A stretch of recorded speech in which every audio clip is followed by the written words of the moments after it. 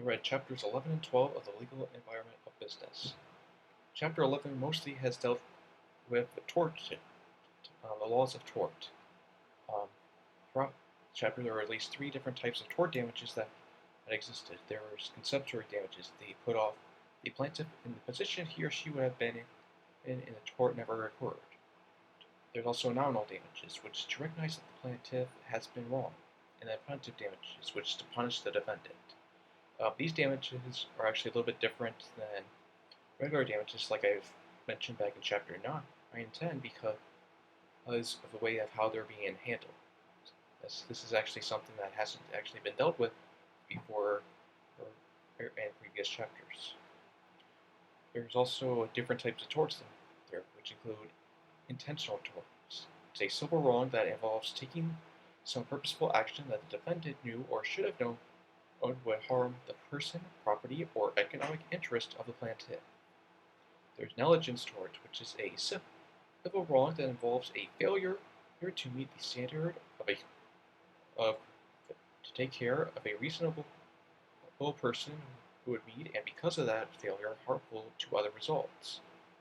Then there's strict liability tort, which is a civil wrong that involves taking action that is so inherently dangerous under the circumstances of its performance that no amount of due care can make it safe.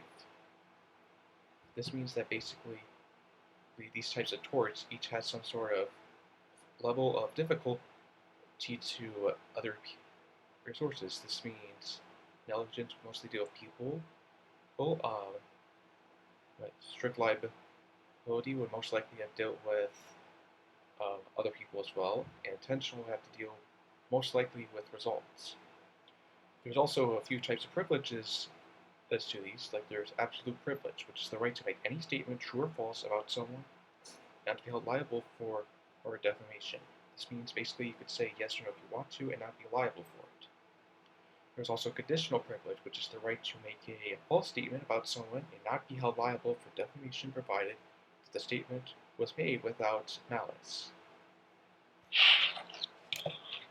From chapter 12, the big thing that ended up catching my eye was a few of these statutes about a couple of rights. First one's called a statute of limitations. It is a statute that bars actions arising more than a specified number of years after the cause of the action arises. And then there's statute of repose, which is a statute that bars actions arising more than a specified number of years after the product was purchased. Now, what these means are is that they're not like statutes of, these things that I'm explaining.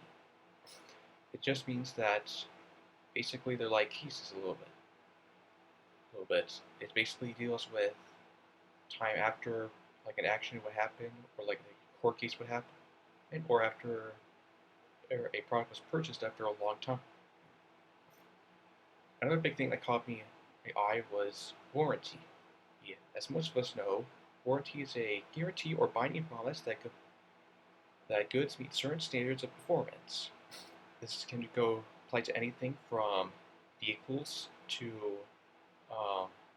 household items, as well as other products that are out in our world.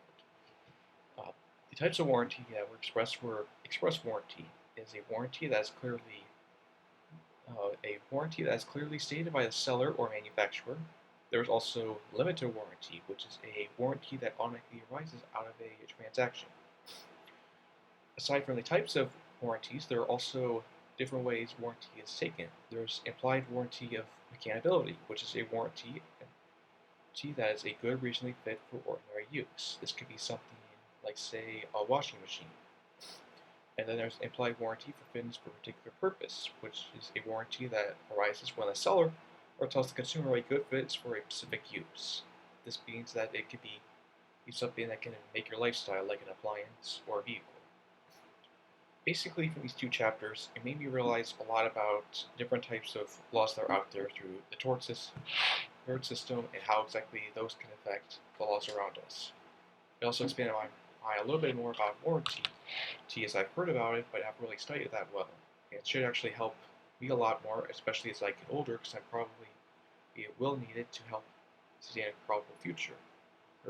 Overall, well, it's taught me um, that these things are actually very vital when it comes to doing everyday life.